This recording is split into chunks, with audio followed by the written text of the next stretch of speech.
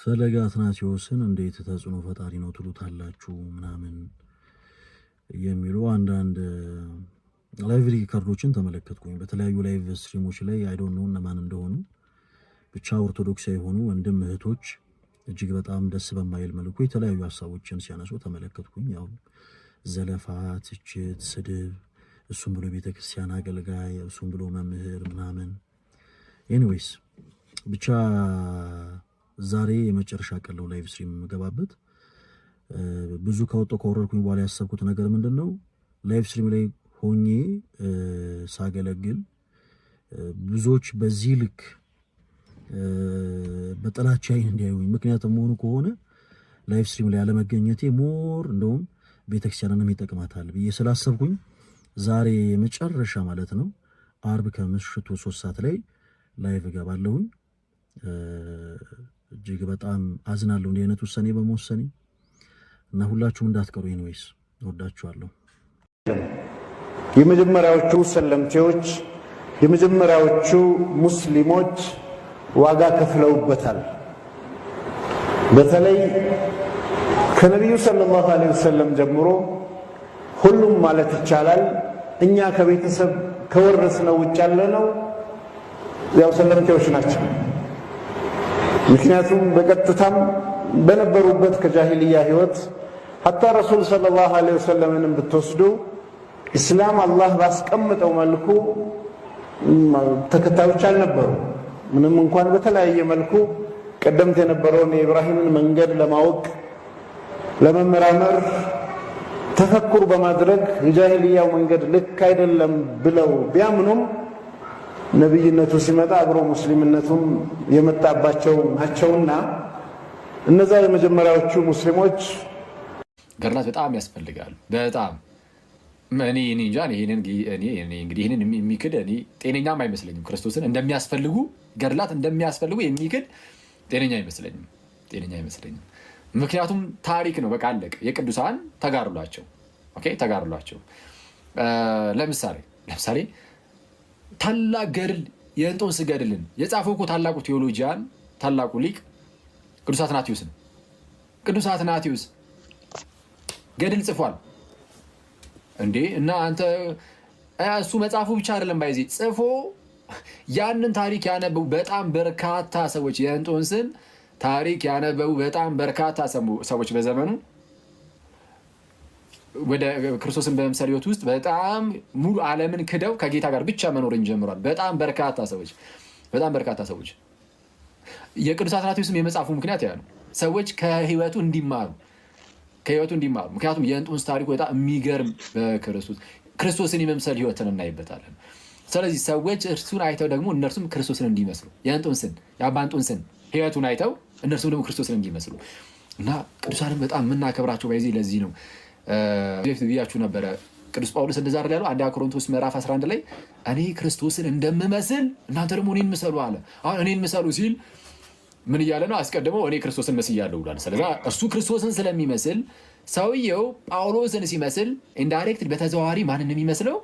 ጌታ ኢየሱስን፣ ጌታችንና መድኃኒታችን ኢየሱስ ክርስቶስን ይመስለዋል። ስለዚህ እኔን ምሰሉአል። ጳውሎስን ለመምሰል የኔ ተወዳጆች ጳውሎስን ማወቅ አለባችሁ የለባችሁ? ህይወቱን ማለት የምትመስሉት በህይወቱ አይደል? በህይወቱ ከሆነ የምትመስሉት ህይወቱን ማወቅ አለባችሁ ነው። የቅዱስ ጳውሎስን ህይወቱን ማወቅ ይጠይቃል። እና ታዩታላችሁ። ሩጫዬን ጨርሻለሁ ይላል አይደል? ራሱ ቅዱስ ጳውሎስ በመጀመሪያ ጢሞቴዎስ መልእክቱ ምዕራፍ 4 ላይ ነው ወይ ሁለተኛ ጢሞቴዎስ ላይ ነው።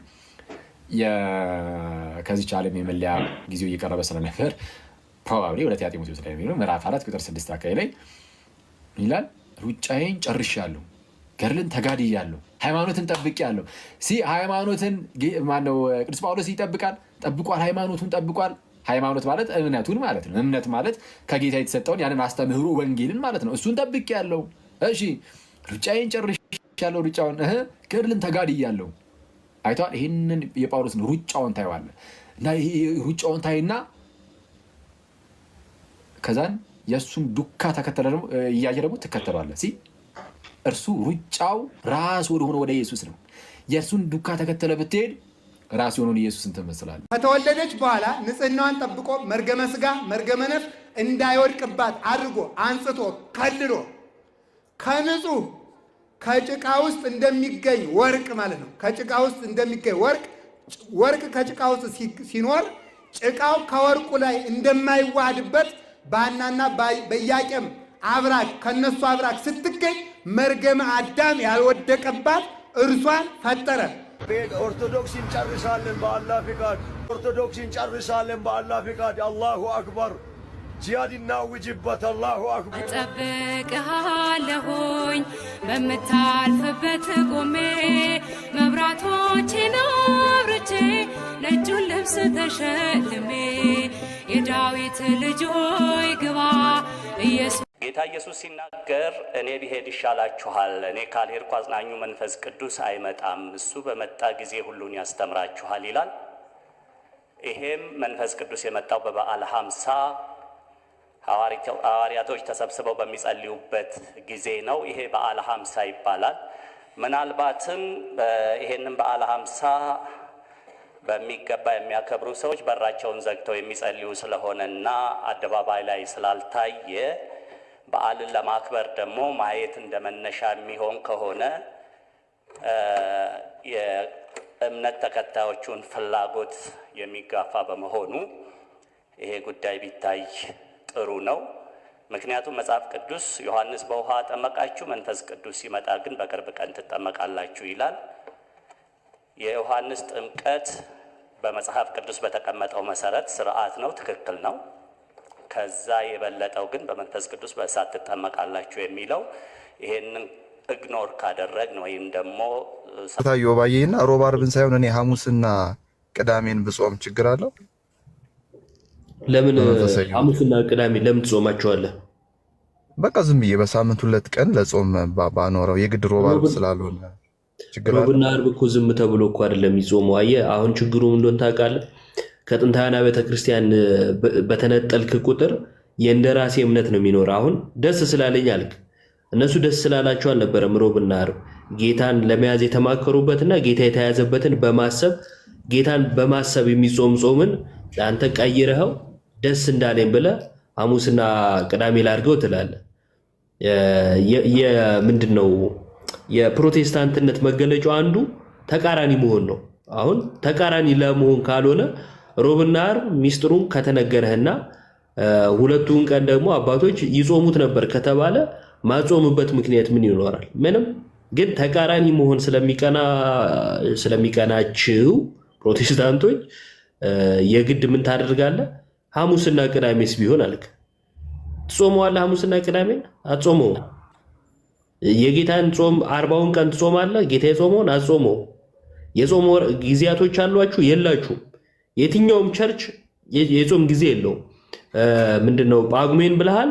እንግዲህ ላለመጾም በጣም ከመታገላቸው የተነሳና ሰው ምን ይለኛል በሚመስል ሁኔታ እነኝን 5 ቀናቶች መርጣችሁ እንግዲህ 365 ቀን እየበላ 360ውን ቀን በልታ 5ቷን ቀን ትጾማለህ። ይሄ ማስመሰል ይባላል። ይሄ እንደ ጋራ ነው እንጂ ያልኩ በየግል ደግሞ ቤተክርስቲያን አለ ጾም። አንዱን አሳይኝ። የጾም ተባረኩልኝ። ቅዳሴ ሰዓት እንዳልይዝባችሁ እንስማማለን። የአንዱን ቸርች የጾም ወራት አሳይ። ቆይ ተስማማን። ሐዋርያት የግድ ይሄኛው ቀን ባይሆንም የጾም ወራት ነበራቸው ነው ያለኝ ናቲ። የአንዱን ቸርች የጾም ወራት አሳይ። ምክንያቱም ይሄኛው ፓስተር ጻድቁ አብዶና በእሳቸው ስልጣን ስር ባሉ ያሉ ሰዎች ሰብሰብ ብለው የሆነ ቀን የጾም ቀናት አድርገነዋል ብለው ሚሉት ነው። ይሄ ጳጉሜ ምናምን ያልከው ማለት ነው። እና 3 ቀን ምናምን እንድንጾም ብለው የሚያውጁት ነው። በእምነትም በምንም አትመሳሰልም ከነሱ ጋር። ከፓስተር ጻድቁ ጋር አንድ አይነት እምነት የለህም። ሌሎቹም ቸርቾች እንደዛ። ስለዚህ ቸርቹ ራሱ የጾም ጊዜ የለውም። የትኛውም ቸርች ማለት ነው የጾም ወራት የላቸውም። ከሐዋርያቱ በተነጠለ መልኩ ነው የምትኖሩት ማለት ነው። ስለዚህ ሐዋርያዊ እምነት ሳይሆን ያላችሁ ቅድም አንተው እንዳልከው በተለምዶ ባለፈው የባህላዊ ስግደት አግኝተናል። አሁን ደግሞ የተለምዶ ጾም አግኝተናል። ግን ጊዜው ማይታወቅ ሲጾም ማይታይ እንደው ለክርክር የሆነ ጾም ኢቮዲየስ ካለ አንተ አለ ብለህ ክሌም እያደረግህ ስለሆነ የእነዚህ መጽሐፍቶች አቅርቤልሃለሁ። አሁን ከፍትልሃለሁ። ለምሳሌ ቀለሜንጦስ ጽሑፍ ውስጥ ቻፕተር እዚህ ጋር አለ ብለህ ንገረኝ፣ ከፍቼ ያሳያለሁ። ምክንያቱም እንደሌለ ነው ያውቃለሁ። አቤት ኢቮዲየስ የሚባል የቤተክርስቲያን አባት የለም ነው? ኢቮዲየስ የሚባል በኢሱቢየስ ውስጥ አንድ የተጻፈ አለ፣ በሬጉላር ቸርች ፋዘርስ ሂስትሪ ውስጥ ማለት ነው። የመጀመሪያው የአንጾኪያ ቤተክርስቲያን አይደል? ጳጳስ አይደል? ቢሾፕ እሱ አለ። አሁን ጥያቄው አንዴ አስጨርሰኝና አለ አይደል? እሱ ቆይ አለ አይደል?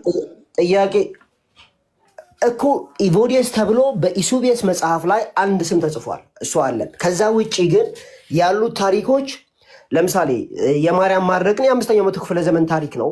ምክንያቱም እኔ ወደዛ አልሄድኩም። እሱን ወደ በኋላ እንመጣበታለን። አሁን የኔ ፖይንት ቅድም ዘማርያምም ሲያቀርብል የተወሰነ ሰምቼ ነበረ። ኢቮዲየስ አግናጢዮስ የአንጾኪያ ቤተክርስቲያን ሁለተኛ ቢሾፕ ነው አይደለ? አግናጢዮስ አይደል? አዎ። ከሱ በፊት የመጀመሪያው የአንጾኪያ ቤተክርስቲያን ጳጳስ ነው ከተባለ ሐዋርያት በነበሩበት ዘመን የነበረ ሰው ነው አይደል? ኢቮዲየስ የሚል ስም እኮ የለም አላልኩም እኔ።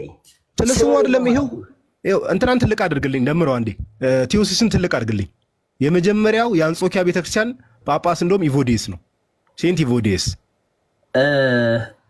ሐዋርያት በነበሩበት ቆይዳኒ ችግር የለውም። ስለ ኢግናሺየስ ካወራ በኋላ ቸርች ሂስትሪ ላይ ማንም ሰው ገብቶ ቼክ ማድረግ ይችላል። እንደዚህ ይላል: at this time Ignatius was known as the second bishop of Antioch. የአንጾኪያ ቤተክርስቲያን ሁለተኛ ጳጳስ ነበር ኢግናጢየስ። ኢቮዲየስ having been the first። አሁን ቅድም ዘማርያም ሐዋርያት በነበሩበት ዘመን ኢቮዲየስም ነበር እያለ ሲያቀርብልህ አግናጢዮስ የአንጾኪያ ቤተክርስቲያን ሁለተኛ ጳጳስ ከነበር አግናጢዮስ ምጡል አንበሳ የተባለው እንግዲህ የመጀመሪያ 100 ዓመት ላይ ነበር የሚባለው። ኢቮዲየስ ደግሞ ከሱ በፊት የአንጾኪያ ቤተክርስቲያን ጳጳስ ከነበረ ሐዋርያት በነበሩበት ዘመን የነበረ የቤተክርስቲያን አባት ነው። ኦኬ፣ ከሐዋርያት ጋር የነበረ ነው። በቃ ይሄ አያከራክርም። ስለዚህ ደም ቅድም ማቴዎስና እነ ጴጥሮስ በነበሩበት እነ ማቴዎስ በነበሩበት ሰዓት ላይ የነበረ ሰው ነው ማለት ነው ኢቮዲየስ። በቃ አለቀ። ምንም አያከራክርም። በቃ አንዴ ቆይ፣ የተከራከር ነው በሱ አይደለም። ጋዲ ያቀረበው በታሪክ እንዳለ አውቃለሁ። እሱ አይደለም ጥያቄው አንደኛ፣ ሁለት ጥያቄዎች አሉ። አንደኛ ማርያም አድርጋለች የሚለውን ኢቮዲየስ አይቷል የሚለው ታሪክ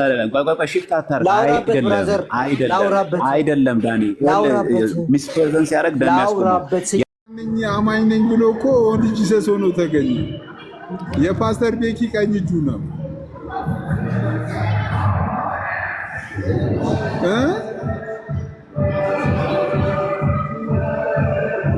ውስጥ መግባት አልፈለገም። ሜሴንጀር ወንድማችን ነው። አይ ወንድማችንም አይደለም። ወንትን እኮ ወንድማችን ነው አይደለም። ሚኒሴንስ ወንጌል አማኝ አይደለም። ወንድ ጂሰስ ነው። እሱ ነው ወንድ ጂሰስ ነው ማለት ያለበት እንጂ እኔ እሱ ባለበት እኔ ልለው አልችልም። አሁን ጂሰስ ነው። የፓስተር በረከት ቀኝ እጁ ነው አሉ እኮ የፓስተር በረከት ኢየሱስ ክርስቶስ የአብ ካቦርት ነው ቱታ ነው ያለው ሰውዬ። ኢየሱስ ክርስቶስ የአብ ካቦርት ነው ቱታ ነው ያለው ሰውዬ አለ ፓስተር በረከት ይባላል።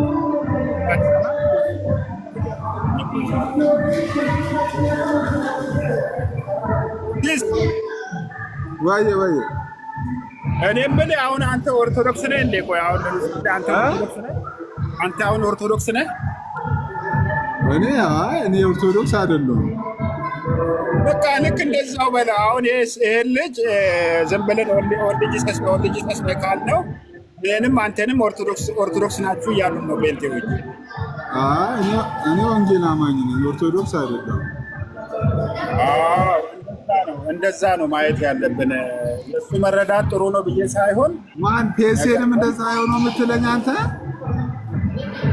እሱ እንግዲህ እኔ አሁን እሱ እኔ ወንድ ጂሰስ ነኝ ብሎ አያውቅም እስካሁን እኔ እስከማውቀው ድረስ ማለት ነው። ቴሪዬ ድምፁ አያሰማም። ቆይ በኋላ እናወራበታለን ወንድሜ። እሺ በኮሜንት ፈታን በል። እሺ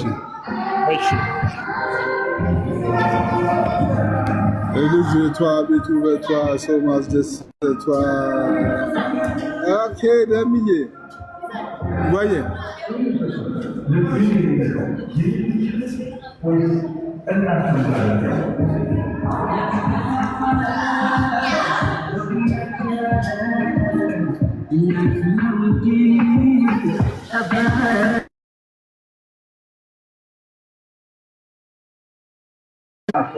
የአንድ ሜትር እኮ ነው።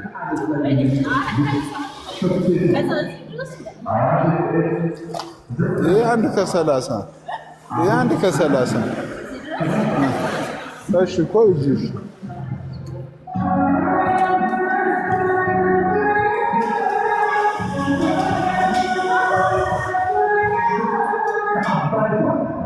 አይዛክ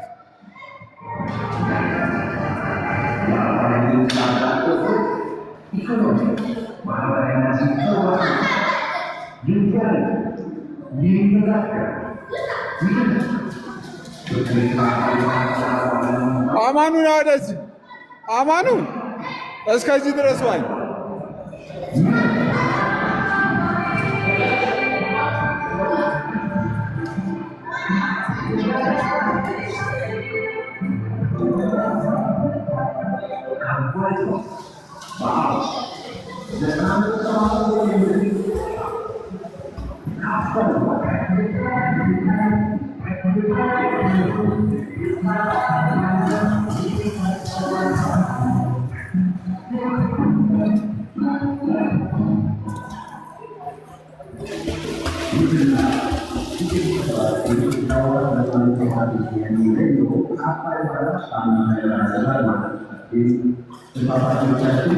ይቀራል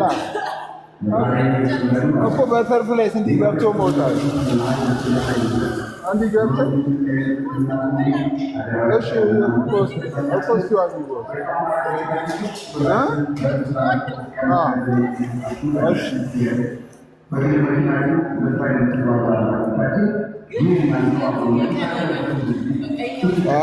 በውስጥ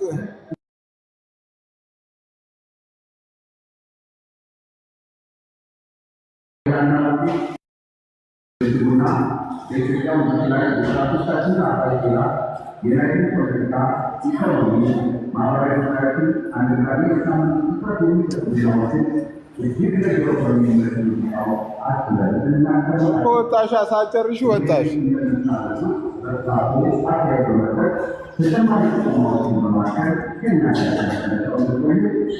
ሳጨርሽ ወጣሽ ኧረ ከዛ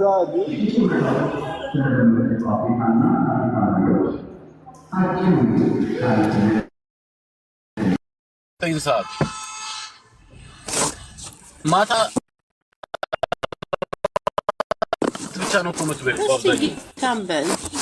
ማርያምን በአብዛኛው ሰው እኮ እራት ብቻ ነው የሚበላው። አንቺ በአብዛኛው ሰው only one a day one time sometimes two times እና እኔ አሁን ሁለት ጊዜ ነው የምጠቀመው። ትንሽ ያው እራት ላይ አንድ ቬጂቴብል ነገሮችን ወስዳለሁ፣ ግን ቀን ላይ እስከ ተቀበሉ